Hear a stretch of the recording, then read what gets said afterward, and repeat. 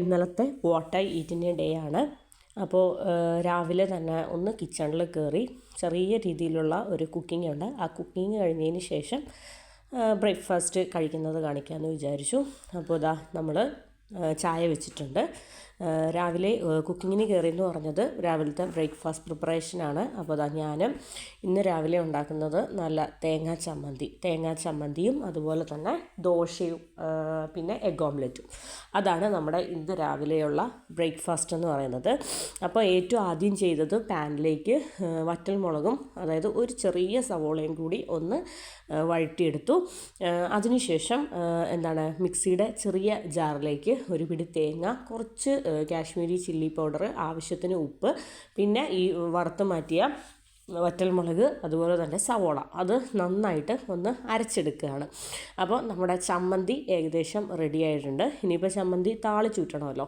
അപ്പോൾ താളിച്ചൂറ്റാനായിട്ട് coconut oil ഒഴിച്ച് കടുക് പൊട്ടിച്ചു. അതുപോലെ തന്നെ കറിവേപ്പില, കൊച്ചുള്ളി, വറ്റൽമുളക് എല്ലാം കൂടെ ഇട്ടിട്ട് നമ്മളിതാ അരച്ച് വെച്ചിരിക്കുന്ന ആ ചമ്മന്തി ഇപ്പോൾ ഫ്ലെയിം ഓഫ് ചെയ്തതിന് ശേഷം അരച്ച് വെച്ച ചമ്മന്തി ഒഴിച്ചു കൊടുത്തു. ഇനിയിപ്പം നമുക്ക് എത്രത്തോളം വേണോ, എത്രത്തോളം ലൂസ് തിക്ക് എന്ന് നമുക്ക് എത്രയാണോ വേണ്ടത് അതനുസരിച്ച് നമ്മൾ കുറച്ചായിട്ട് നോക്കി വെള്ളം ഒഴിച്ചു കൊടുക്കുകയാണ്. ഇവിടെ ഒരുപാട് കോക്കനട്ട് ചട്നി എന്ന് പറയുന്നത് ഒരുപാട് തിക്കായിട്ടും ഇഷ്ടമല്ല, അതുപോലെ തന്നെ ഒരുപാട് ലൂസും ആയി പോകരുത്.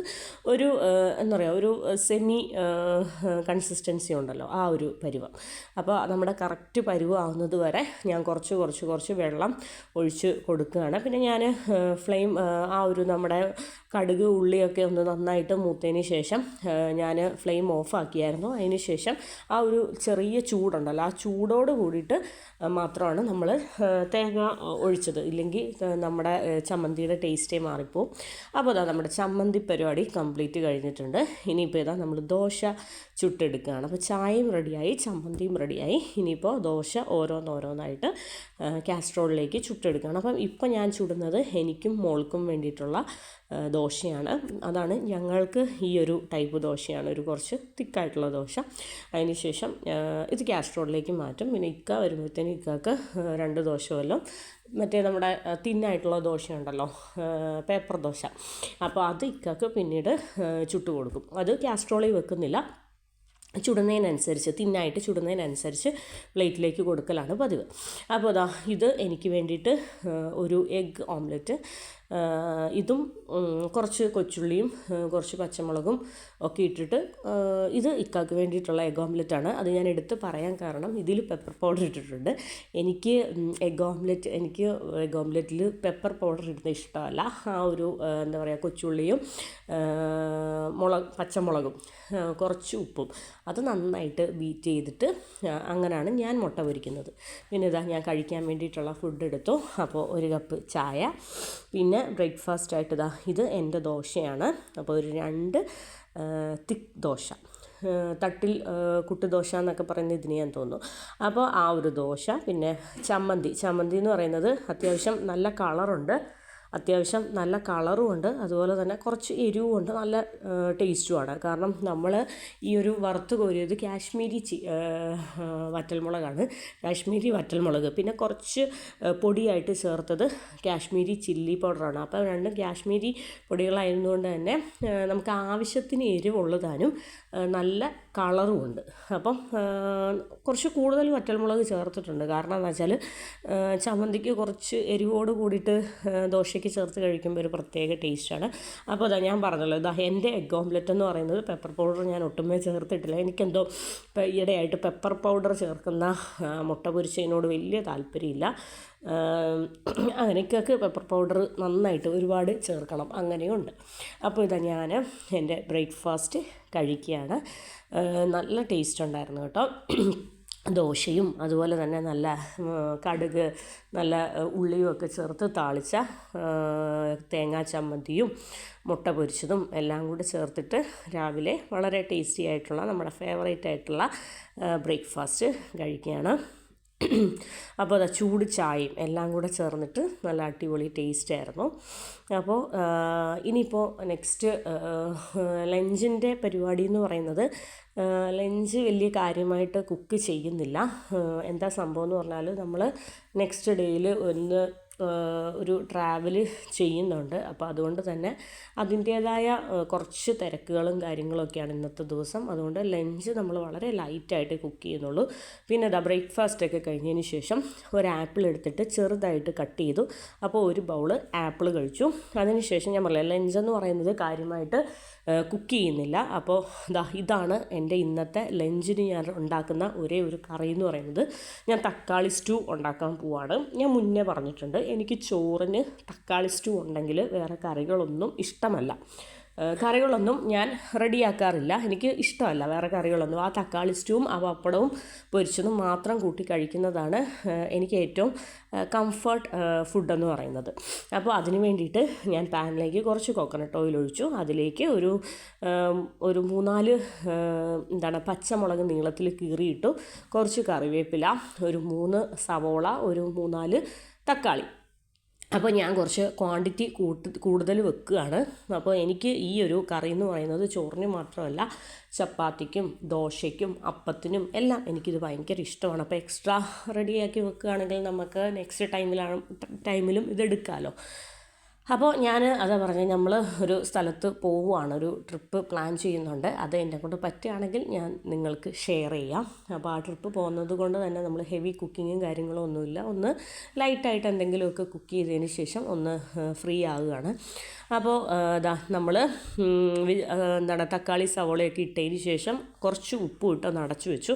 അപ്പോൾ അടച്ചു വെച്ചതുകൊണ്ട് തന്നെ തക്കാളിയിലെയും സവോളയിലെയൊക്കെ വെള്ളമൊക്കെ നന്നായിട്ട് ഇറങ്ങി. ഇനി ഒരു കാര്യം ചെയ്യാം, തുറന്നു വെച്ച് വേവിക്കാം. എന്നാന്ന് വെച്ചാൽ ഒന്ന് ഡ്രൈ ആവട്ടെ.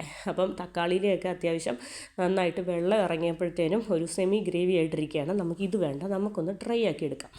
അപ്പോൾ ഇതെന്ന് പറയുന്നത് എനിക്ക് ഭയങ്കരമായിട്ട് ഇഷ്ടപ്പെട്ട ഒരു കറിയാണ്. ഇതിൻ്റെ കൂടെ എന്താ പറയുക, ഞാൻ 3-4 പപ്പടം പൊരിച്ചതും കൂട്ടും. ഈ ഒരു കറിയുടെ കൂടെയാണ് ഞാൻ പപ്പടം ഇതുപോലെ കൂട്ടുന്നത്. വേറെ എല്ലാ ദിവസങ്ങളിലും പപ്പടം ഒന്നും എടുക്കാറില്ല, വല്ല കാലത്തുമൊക്കെ 1-2 പപ്പടം കൂട്ടിയാലായി. പക്ഷേ ഈ ഒരു തക്കാളി സ്റ്റൂ റെഡിയാക്കുന്ന ദിവസം ഞാൻ പപ്പടം മാത്രമേ പൊരിക്കാറുള്ളൂ, അത് നന്നായിട്ട് കൂട്ടുകയും ചെയ്യും. അപ്പോൾ എൻ്റെ ലഞ്ചാണ്. അപ്പോൾ ചോറ്, നല്ല ചൂട് ചോറും, പിന്നെ വെറുതെ ആർഭാടത്തിന് വേണ്ടിയിട്ട് ഒരു മുളകും ഒരു മുട്ടയൊക്കെ പൊരിച്ച് വെച്ചിട്ടുണ്ട്. വീഡിയോ എടുക്കുന്നത് കൊണ്ട് പ്ലേറ്റിൽ എന്തെങ്കിലും വേണമല്ലോ എന്ന് വിചാരിച്ചിട്ട് ഒരു മുട്ടയും ഒരു മുളകും പൊരിച്ച് വെച്ചതാണ്. ശരിക്കും പറഞ്ഞാൽ എനിക്ക് ഈ തക്കാളി സ്റ്റൂവും പപ്പടം പൊരിച്ചതും ഉണ്ടെങ്കിൽ പ്ലേറ്റിൽ വേറൊന്നും ഇഷ്ടമല്ല. അപ്പോൾ അതുകൊണ്ട് തന്നെയാണ് ഞാനൊന്നും ഇന്നാക്കാതിരുന്നത്. കാരണം ആക്കി കഴിഞ്ഞാൽ അത് വെറുതെ വേസ്റ്റ് ആവും, അല്ലെങ്കിൽ അത് വെറുതെ ഫ്രഷായിട്ട് കുക്ക് ചെയ്ത് വീണ്ടും ഫ്രിഡ്ജിലേക്ക് കയറ്റി വെക്കേണ്ടി വരും. അപ്പോൾ അതിനേക്കാളും നല്ലത് ഒന്നും കുക്ക് ചെയ്യാതിരിക്കുന്നതാണെന്ന് എനിക്ക് തോന്നി. ഇന്ന് വീക്ക് ഡേ ആയതുകൊണ്ട് തന്നെ ലഞ്ചിനില്ല. സാറയ്ക്കും ഇത് ഭയങ്കര ഇഷ്ടമാണ്, ഈ തക്കാളി സ്റ്റൂവ്. ഇതുപോലെ കുറച്ച് പപ്പടമൊക്കെ ചേർത്ത് കൊടുക്കുകയാണെങ്കിൽ സാറായ്ക്കും ഭയങ്കര ഇഷ്ടമാണ്. അപ്പോൾ നമ്മളുടെ ഇഷ്ട ഭക്ഷണങ്ങളെല്ലാം നമ്മളുടെ മക്കൾക്കും ഇഷ്ടമാണ്. കാര്യം എന്താണെന്ന് വെച്ചാൽ നമ്മൾ അവർക്ക് കൊച്ചിലെ പോലെ കൊടുത്ത് ശീലിക്കുന്ന എന്താണോ അവർ അതിനോട് അഡ്ജസ്റ്റ് ആവും. അങ്ങനെ എൻ്റെ ഇഷ്ടപ്പെട്ട ആഹാരങ്ങളും കാര്യങ്ങളും എല്ലാം മോൾക്കും ഭയങ്കര ഇഷ്ടമാണ്. അപ്പോൾ ലഞ്ചൊക്കെ കഴിച്ചതിന് ശേഷം മധുരം ചെറുതായിട്ട് എന്തെങ്കിലും കഴിക്കാനായിട്ട് അപ്പോൾ ഒരു വേഫർ സ്റ്റിക്ക് എടുത്തു. അതിനുശേഷം ഈവനിങ് ആയപ്പോൾ കുറച്ച് കമ്പിളി നാരങ്ങ ഉപ്പും ചില്ലി പൗഡറും ചേർത്തിട്ട് ഒന്ന് വിതറിയിട്ട് ഒന്ന് ചെറുതായിട്ട് അത് കഴിക്കാമെന്ന് വിചാരിച്ചു. നല്ല ടേസ്റ്റ് ഉണ്ടായിരുന്നു കേട്ടോ. ഈ ഒരു മുന്നേ ഒക്കെ വാങ്ങിച്ചപ്പോൾ ഇത്ര സക്സസ് ആവാറില്ലായിരുന്നു. ഇത് അടിപൊളിയായിരുന്നു. ആ ഒരു ഉപ്പും മുളകും കൂട്ടി കഴിക്കുമ്പോൾ അടിപൊളി കോമ്പിനേഷനാണ്. പിന്നെ ഇതുപോലെ ഉപ്പും മുളകും കൂട്ടി കഴിക്കാനായിട്ട് പച്ചമാങ്ങയൊക്കെ നമ്മൾ കോമൺ ആയിട്ട് കഴിക്കുന്നതാണ്. ഇതുപോലെ ഉപ്പും മുളകും കൂട്ടി കഴിക്കാൻ നല്ല സൂപ്പറായിട്ടുള്ള ഒരു കോംബോ ഞാൻ ഈയിടെ കണ്ടത്. നമ്മുടെ ഗ്രീൻ ആപ്പിൾ ഉണ്ടല്ലോ, അതുപോലെ തന്നെ പേരയ്ക്ക എന്ന് പറയുന്നതും ഒരുവിധപ്പെട്ട എല്ലാവരും കഴിക്കുന്നതാണ്. ഈ ഗ്രീൻ ആപ്പിൾ, അതുപോലെ തന്നെ പേരയ്ക്ക, കുറച്ച് പച്ചയായിട്ടുള്ള പേരയ്ക്ക ഉണ്ടല്ലോ, അത് ഒക്കെ ഇതുപോലെ മുളക് പൊടി ഉപ്പും ചേർത്ത് കഴിക്കാൻ നല്ല ടേസ്റ്റാണ്. അപ്പോൾ ഞാനൊന്ന് ട്രൈ ചെയ്യണം എന്ന് വിചാരിച്ചിരിക്കുകയാണ്. അപ്പോൾ അതിനുശേഷം വൈകുന്നേരം തന്നെ കുറച്ച് ഫ്രൂട്ട്സ്. സാറയ്ക്കിപ്പം വിൻ്റർ വെക്കേഷനാണ്. അപ്പോൾ സാറ വീട്ടിലുള്ളപ്പോൾ ഫ്രൂട്ട്സും കാര്യങ്ങളൊക്കെ ഇടയ്ക്കിടയ്ക്ക് ചോദിച്ചുകൊണ്ടിരിക്കും. അപ്പോൾ ഞാൻ എന്ത് ചെയ്യും, അവൾ ചോദിക്കുന്ന താമസം ഞാൻ അപ്പം തന്നെ എടുത്ത് കട്ട് ചെയ്ത് ഇഷ്ടമുള്ള രീതിയിൽ റെഡിയാക്കി കൊച്ചിന് കൊടുക്കാറുണ്ട്. അങ്ങനെ കുറച്ച് കിവിയും നമ്മുടെ പേഴ്സിമം ഫ്രൂട്ടുമായിരുന്നു അത്. പിന്നെ ഇത് എനിക്ക് കഴിക്കാനല്ല, മോൾക്ക് വേണ്ടിയിട്ട് ഐസ്ക്രീം എടുത്ത്, ഇത് വളരെ ചെറിയൊരു ഐസ്ക്രീമാണ്. ഈ ചെറിയ ഐസ്ക്രീം ഞാൻ 1-2 സ്പൂണാക്കി വേറെ ഒരു ബൗളിൽ വെച്ച് കൊടുത്തു. ഒരു സ്ട്രോബെറി വാനില ഫ്ലേവേർഡ് ആയിട്ടുള്ള ഐസ്ക്രീം. പിന്നെ ഇതെന്നാന്ന് വെച്ചാൽ നമ്മൾ നാളെയാണ് ട്രാവൽ ചെയ്യുന്നത്. അപ്പോൾ ഇതെന്ന് പറയുന്നത്, അപ്പോൾ കാര്യമായിട്ട് ഞാനൊന്നും ഇന്ന് രാത്രിത്തേനൊന്നും കാര്യമായിട്ട് ഞാൻ അധികം കുക്ക് ചെയ്തില്ല. അപ്പോൾ ഇപ്പോൾ നല്ല വിൻ്റർ ഓഫറും കാര്യങ്ങളും എല്ലായിടത്തും അടിപൊളി വിൻ്റർ ഓഫറും കാര്യങ്ങളൊക്കെ നടക്കുന്നുണ്ട്. ചിക്കിങ്ങിലും അതുപോലെ തന്നെ KFCയിലും ഒക്കെ. നമ്മൾ ഇപ്പോൾ KFCയിൽ നിന്നാണ് വല്ലപ്പോഴൊക്കെ ഐറ്റംസ് വാങ്ങിക്കുന്നത്, ചിക്കിങ്ങിൽ നിന്നാണ് ഇടയ്ക്ക് ഐറ്റംസ് വാങ്ങിക്കുന്നത്. ഇത് നമ്മുടെ ബാർബിക്യൂ പിസ്സയാണ്.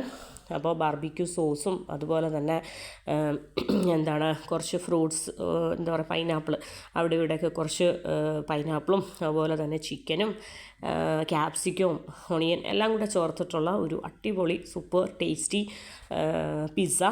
എനിക്ക് പിസ്സകളിൽ ഏറ്റവും ഇഷ്ടമെന്ന് പറയുന്നത് ഇപ്പോൾ ഈ ബാർബിക്യൂ പിസ്സ തന്നെയാണ്. അപ്പോൾ അതിൻ്റെ കൂടെ 1-2 ഗാർലിക് ബ്രെഡും കൂടെ ഉണ്ട്, ബട്ടർ ഫ്ലേവേർഡ് ആയിട്ടുള്ള ഗാർലിക് ബ്രെഡ്. അപ്പോൾ ഇതായിരുന്നു ഞങ്ങളുടെ ഇന്നലത്തെ ഡിന്നർ എന്ന് പറയുന്നത്. അപ്പോൾ ഇന്നലെ ഡിന്നറിന് വീട്ടിലില്ലായിരുന്നു, വന്നെത്തിയിട്ടില്ല, പുറത്താണ്. അപ്പോൾ ഞങ്ങൾക്ക് വേണ്ടിയിട്ട് ഓർഡർ ചെയ്ത് തന്നതാണ്. അപ്പം ഞാനും സാറായും കൂടി നല്ല ചൂടായിട്ട് നന്നായിട്ട് പിസ്സ കഴിച്ചു. വളരെ ടേസ്റ്റി യമ്മി ആയിട്ട്, വളരെ തിൻ ക്രസ്റ്റ് അല്ല, തിക്ക് ക്രസ്റ്റ് പിസ്സയാണ്. നല്ല സോഫ്റ്റാണ്, എത്ര നേരം പുറത്തിരുന്നാലും അത് ഹാർഡ് ആവുന്നില്ലായിരുന്നു. വളരെ സോഫ്റ്റായിട്ട് ജ്യൂസി ആയിട്ട് നല്ല അടിപൊളിയായിട്ട്, കുറച്ച് കൂടുതൽ ചീസൊക്കെ ആയിട്ട് ബാർബിക്യൂ സോസും അത്യാവശ്യം നന്നായിട്ടുണ്ട്, ചീസും അത്യാവശ്യം നന്നായിട്ടുണ്ട്. നല്ല അടിപൊളിയായിട്ടുള്ള സൂപ്പർ പിസ്സ. അപ്പോൾ ഏറ്റവും ലാസ്റ്റ് ഒരു സ്പൈസി ബട്ടർ മിൽക്കും കൂടെ കുടിച്ചു. അപ്പോൾ ഇതൊക്കെയാണ് എൻ്റെ ഇന്നലത്തെ what I eat in A day എന്ന് പറയുന്നത്. അപ്പോൾ എൻ്റെ ടേസ്റ്റി ഡിഷസ് നിങ്ങൾക്ക് എല്ലാവർക്കും ഇഷ്ടപ്പെട്ടെന്ന് വിചാരിക്കുന്നു. പിന്നെ ഇത് ലാസ്റ്റ് സാറായ്ക്ക് വേണമെന്ന് പറഞ്ഞതുകൊണ്ട് ഒരു സ്ട്രോബെറി ഫ്ലേവേർഡ് യോഗേർട്ടാണ്. അപ്പോൾ സാറായ്ക്ക് ഇങ്ങനെ ഓരോ ഐറ്റംസ് ഇങ്ങനെ ഇരിക്കുന്ന കാണുമ്പോൾ അത് നോക്കി വെക്കും, എന്നിട്ട് അത് ഇടയ്ക്കിടയ്ക്ക് ചോദിക്കും. അതാണ് പതിവ്. അപ്പോൾ ഇത്രയൊക്കെയുള്ളൂ. Thank you.